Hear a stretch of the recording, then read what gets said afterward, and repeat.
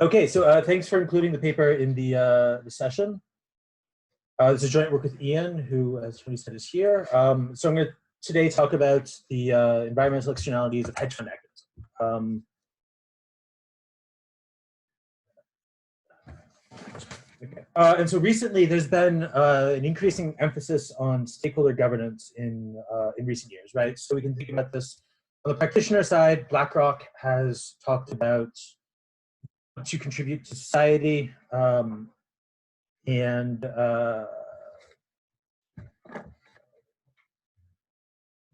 BlackRock has talked about the need to contribute to society.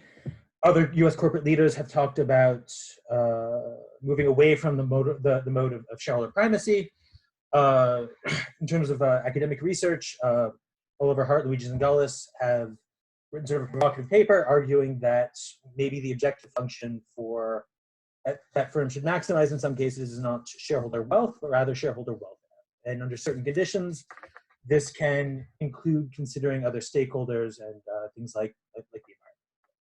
All right, so if we think about this emphasis on stakeholder governance, there has been sort of a fairly vigorous academic discussion about this as well. So what I'm showing here is a poll from a Chicago Booth Initiative on global markets, where various academics and economists were asked whether or not having companies run to maximize shareholder value created negative externalities for workers and communities, right? So we think that maybe one way or one laboratory to look at this is to think about the market for pollution, right? And so there's a fair amount of disagreement on the magnitude of these trade-offs between shareholder value maximization and negative externalities and things like pollution. So here are some quotes that sort of cast some of the different opinions. In some cases, people think that these are very prevalent. In some cases, these trade-offs are maybe less so.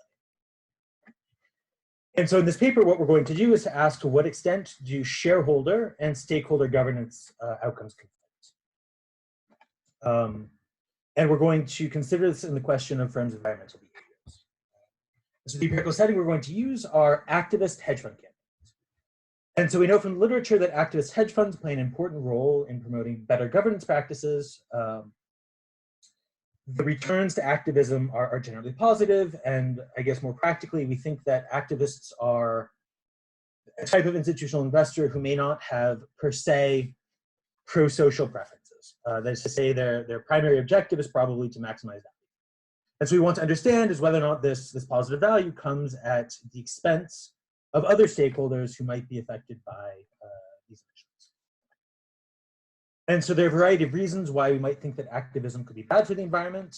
Activist campaigns may facilitate the breach of implicit contracts with other stakeholders. So Schleifer and Summers have sort of a seminal paper looking at how buyouts might do this. We can think about, so practitioners such as Marty Lipton have pointed out that shareholders are oftentimes concerned very much about short-term values. And particularly profit-motivated actors like hedge funds may underinvest in things like environmentals in the environment, or they may not have an incentive to internalize or to care about some of these externalities.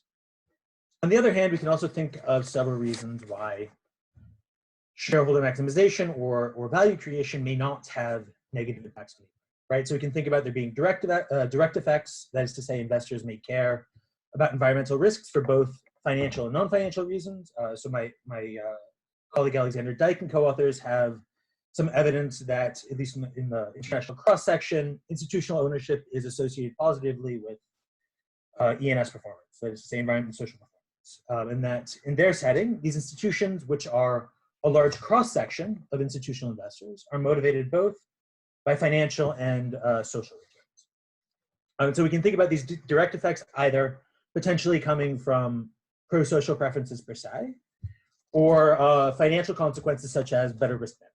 Right? So to the extent that we can have catastrophic negative pollution states, there may be a direct reason that institutional investors care about the environment for profit maximizing. We can also think about there being indirect effects. So the literature on hedge fund activism has also pointed out that activism is associated with improvements in firm efficiency. Right, so Brav, Zhang, and Kim have shown that TFP tends to increase following activism, hedge fund activism events, and through sort of a better use of capital. And so we can also think that an increase in operational efficiency may lead to an increase in environmental efficiency. So there are both essentially direct and indirect effects through which activism may be associated with better environmental behavior, or that is, say, less pollution. And so what we're going to do in this paper more narrowly is to use data on toxic emissions from the US EPA to study the relationship between activism campaigns and the environmental policy of target firms. What we're going to find is that following the initiation of an activism campaign, pollution will decline by about 17%. This large decline that we're going to observe is going to going to be concentrated in those campaigns that focus on operational changes to firms. The decline does not seem to be coming from pre-existing trends in pollution, although we should point out that our results do not have sort of a natural experiment type causal interpretation. Right? The hedge fund literature generally struggles with plausibly exogenous variation. What we're going to do is in line with what is often known as literature, and we're going to try and rule out the most obvious confounding stories, in particular that hedge funds buy into firms that were already changing their real policies in such a way as to improve the environment, and this is just a result of trending. We're going to hopefully rule this, at least most obvious confounding stories out. And sort of the second takeaway I'd like you to have after this presentation is that this reduction is likely to have positive spillover effects for local stakeholders. So we're going to show that there's a large reduction in chemicals that are specifically known to cause harm to humans, and that firms that are less likely to be subject to environmental enforcement are those that are firms are going to be less likely to be subject to environmental enforcement after the action. So this relates to a few strands of literature. The first is the effects of buyouts on stakeholders. So people study pensions, employment, worker safety, effects on consumers. Our paper is going to focus on a set of investors with a shorter time horizon and whose method of change is influence-based, unlike an outright change of control. A second set of literature has looked at institutional investors in CSR. This includes, in fact, the second paper in the session.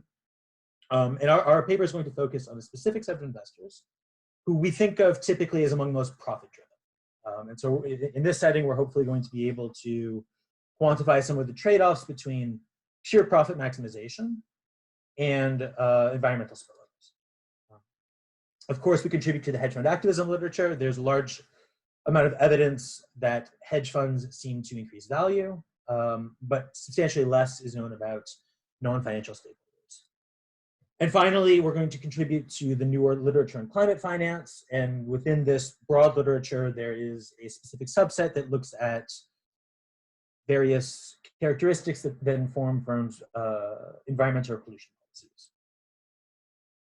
And so we're going to, in order to conduct this study, we're going to obtain hedge fund activism campaigns from 13 filings. So this is very standard in the literature. We're going to follow Brav, Zhang, and Kim and extend the sample forward and to 2015. Once we merge this with the pollution data I'm going to talk about, we'll have 218. And so these are mandatory filings when an investor has greater than 5% of a firm's equity, and they seek to influence the company. For our main results, we're going to exclude passive campaigns. Although we can talk about this a bit more later, perhaps we will use them in some cases as a placebo test. And so the first thing I want to stress is our results are comparable to the Brav et al. Paper that focused on shareholder returns. That is to say, these events seem to lead to an increase in value, or at least are, at the time of filing, stock returns go up for these cases when activists disclose that they're going to engage with management. That is to say, so the returns to these campaigns are indeed positive and in large magnitude. So we're going to combine this hedge fund data with data from the US EPA from the toxic release inventory.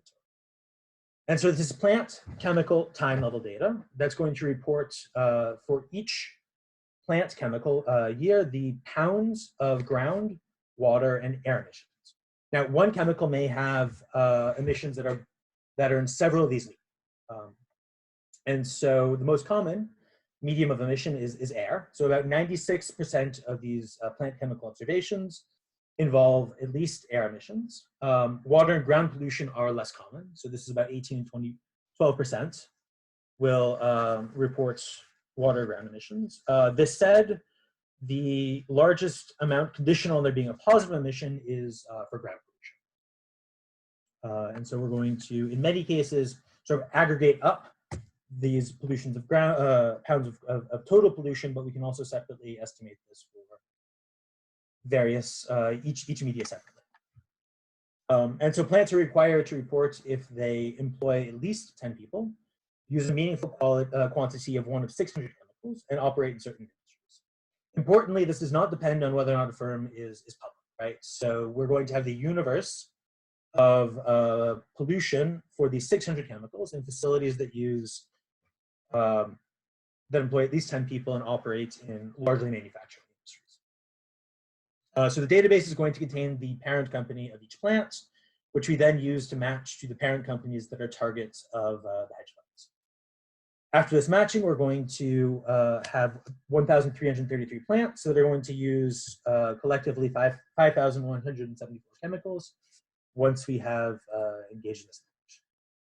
And so as I said, the database is, we're limited by the industries that these plants are required to report. And so we have a sample that is largely manufacturing, some utilities, and some waste management. I should also point out that we're going to capture firms that have plants that work in a particular industry, even if they're maybe a conglomerate, right? So the definition here, when I say an industry, this is actually the industry of the plant. Which will be helpful because we can eventually saturate our model with very granular fixed effects at the plant level. So again, from the TRI, we're going to have data on firms' abatements or their efforts to reduce pollution usage, and a quantity-based measure of output. So facilities report data on their efforts to reduce pollution across 7 categories of activities. You can think about things like improving their operating procedures, modifying their process so as to use fewer toxic pollutants or toxic chemicals. And they're also going to report what are called production issues. And this is a quantity-based measure of output growth.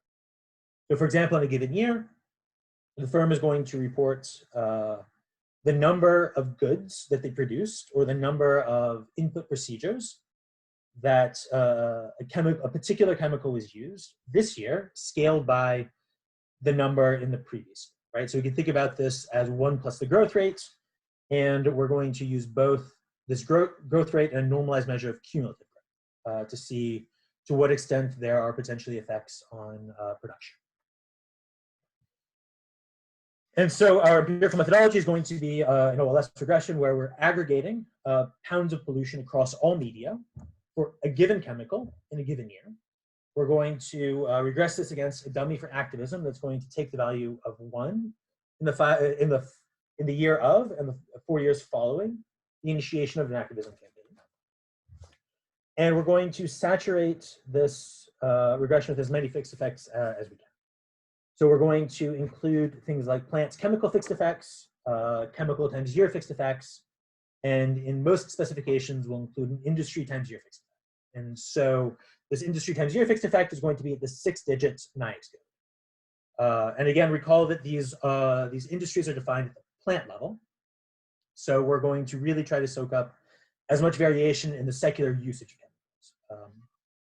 chemicals. Again, because it is not immediately obvious how we should aggregate emissions across chemicals, this is why we're focusing on the chemical level for regressions. And so for this reason, we're going to put in chemical times year fixed effects. So these regressions can be interpreted for a given chemical in a given year, which is going to reduce maybe concerns about improperly weighting certain types of chemicals. And so our first sort of headline result is following the initiation of an activism campaign, we're going to find that emissions decline. Our left-hand side is in logs, so we can interpret the coefficients percent.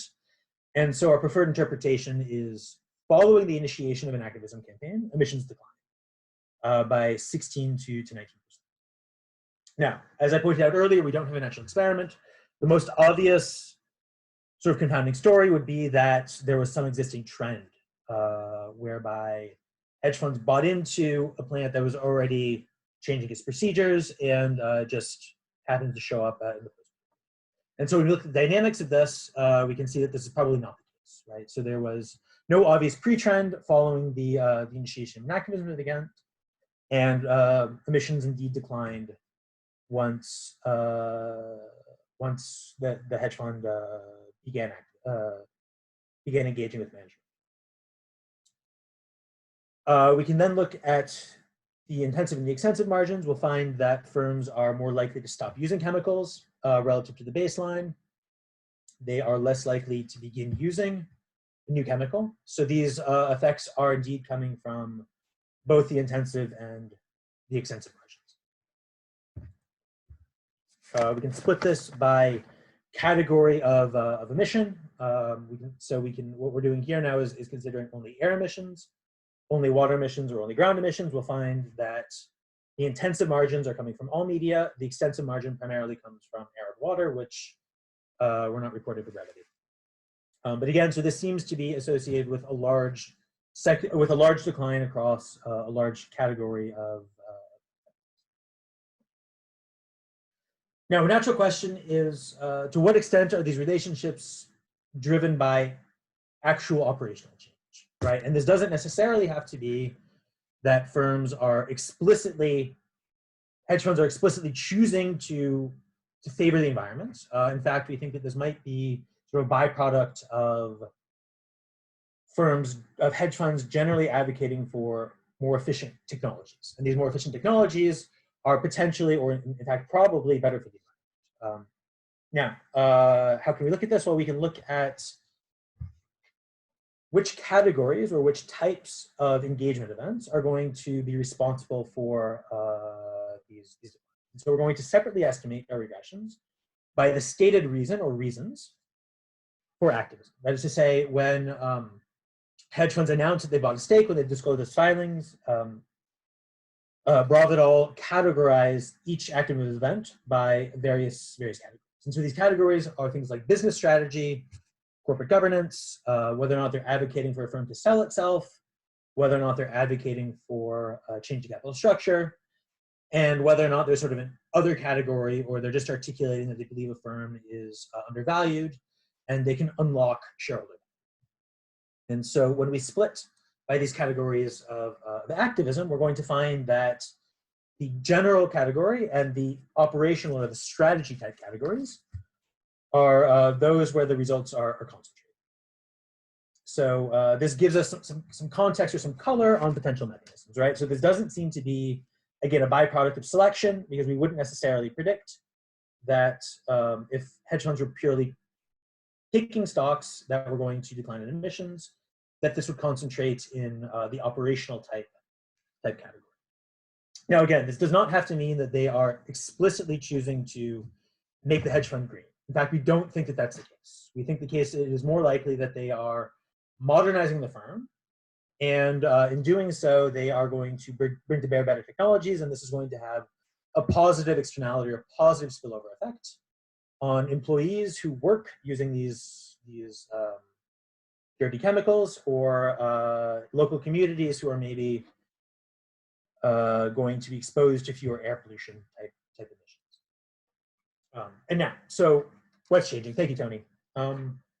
So we find that following activism events, emissions decline. Now, we can think about this coming as maybe a direct consequence of firms changing their policies or actively investing in pollution abatement, or possibly as well coming from a decrease in production, right? And so we'd also like to see whether or not this is coming from sort of an increased efficiency. And so we're going to try and test this to the extent that we can. So for the active risk management type story, we're going to look at the likelihood and number of activities that firms report as to whether or not they're engaging in pollution abatement or pollution reduction activities. And for the efficiency story, we're going to examine directly the outputs and as well the emissions scaled by output to see whether or not pollution per unit of production is changing. And so we're going to find that firms are not more likely to change their abatement practices, right? So whether we look at an indicator for whether they disclose a particular type of abatements or the number of abatement actions in a given year, this doesn't change. This is suggesting that maybe this is not a risk management factor. And when it comes to production, as I said before, we have this production ratio, which is the growth in quantity produced.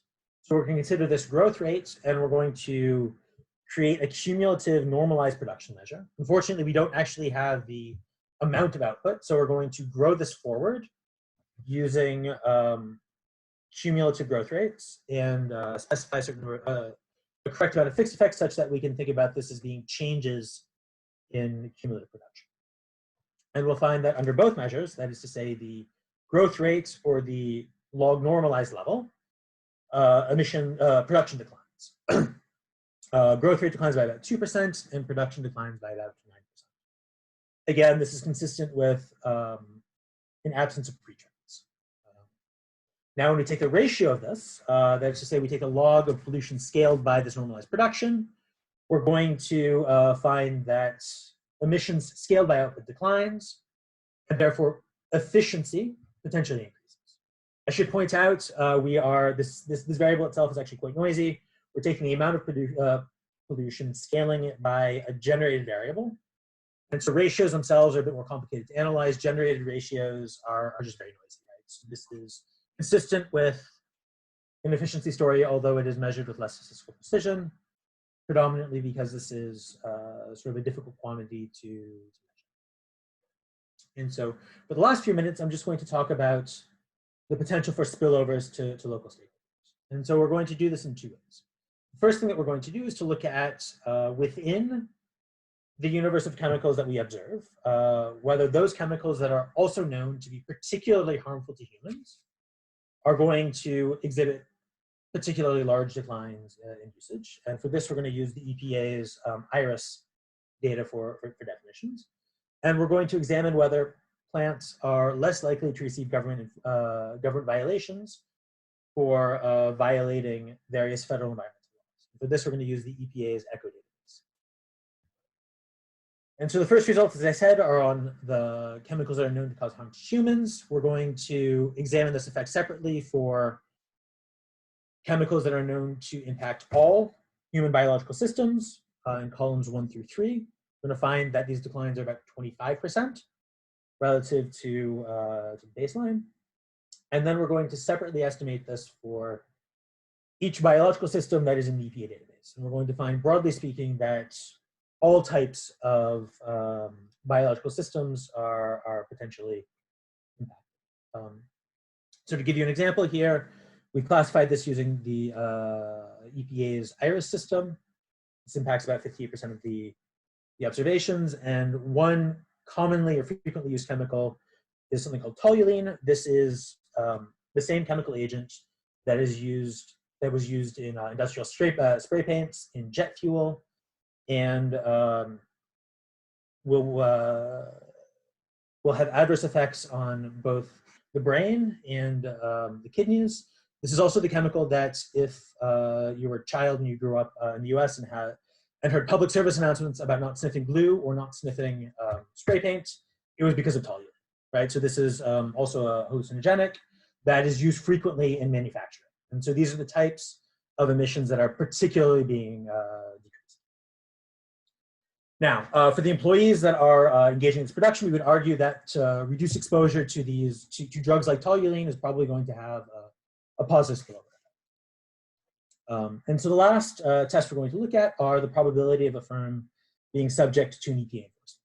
And so we're going to find that the probability of receiving an EPA enforcement declines, as well the amount of a fine declines. And so this is nice for two reasons. So the first reason is that it's not obvious that how we should interpret pounds of pollution decreasing. Thank you, Tony.